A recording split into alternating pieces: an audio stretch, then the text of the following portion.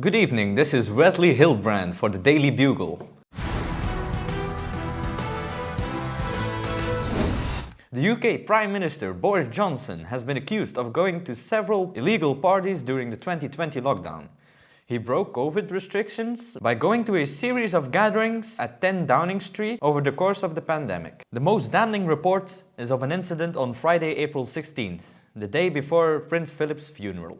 Reports say that he had suitcases full of wine and caused much commotion. Allegedly, even the PM's children's swing was broken. Political expert Bo Bobbers, do you think Bojo will survive these claims?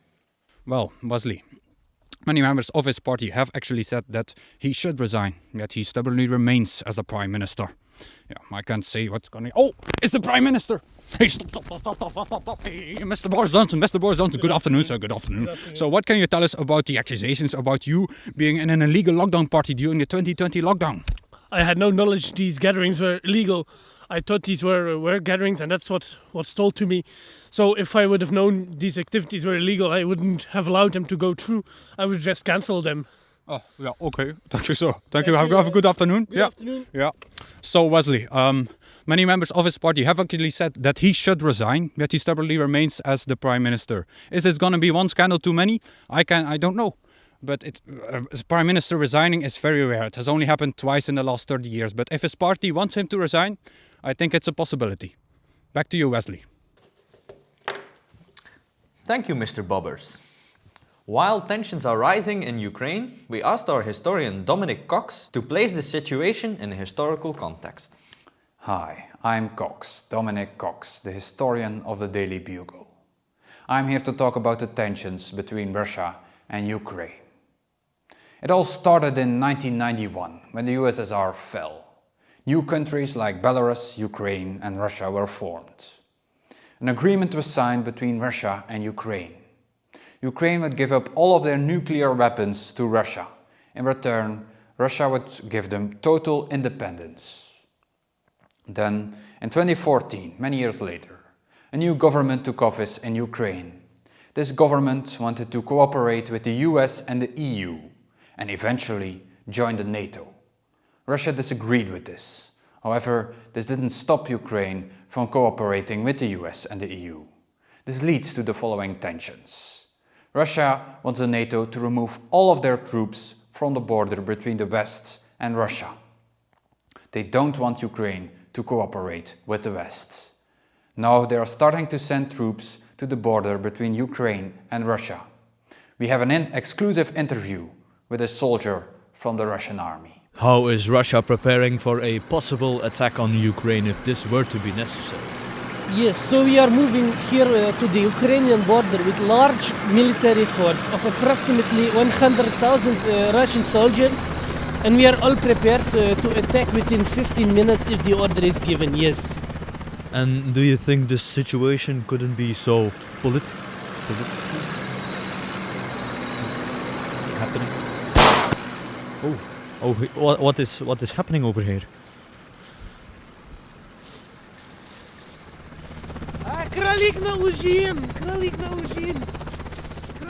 So it seems Mr. Jadron has found a rabbit and he doesn't want to answer any questions anymore.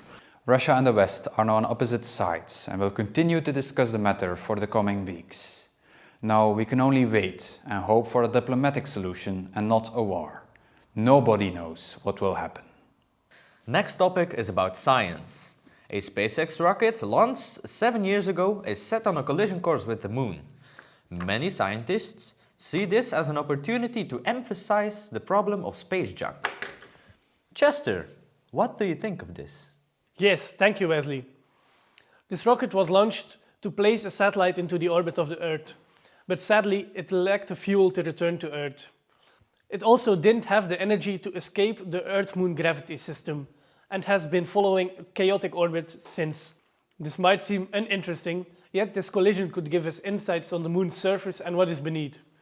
In the past, NASA has crashed rockets on the moon's surface on purpose. Other scientists see this as an interesting opportunity to clarify the problem of space junk.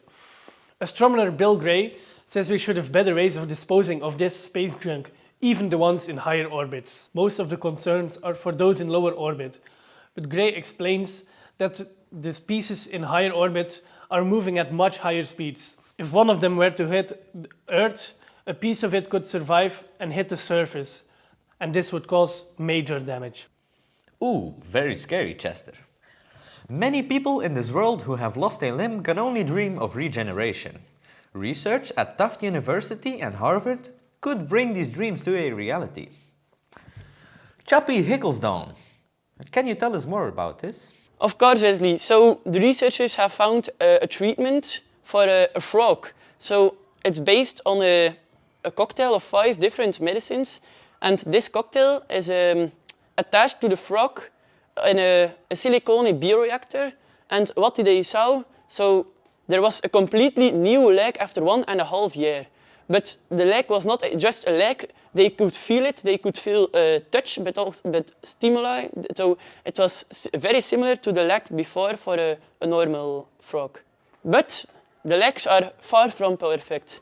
They have seen that there are frogs with incomplete legs, and there are also legs that can't feel touch and stimuli. So now they are refining the cocktail of medicines to have a better result and maybe to move on to other animals. Yes, thanks, Chappie. Now for sports. Today, the final of the Australian Open took place. Here is our sports specialist, Mopkert Bob, live. Mopkert, can you reveal to us who has won the final? Alright, Wesley, so the final of the Australian Open men's singles has just been finished. And I won't keep you waiting. The winner is Rafael Nadal. He won the final against Medvedev. So Medvedev was the whole match in command, but then Rafael Nadal said no. So he did a huge comeback and he won the competition. This is his 2nd win after 13 years in the Australian Open. This was really the best moment in Nadal's life. This victory came just after only 3 months after his foot was injured, so he thought he would never be able to play tennis anymore.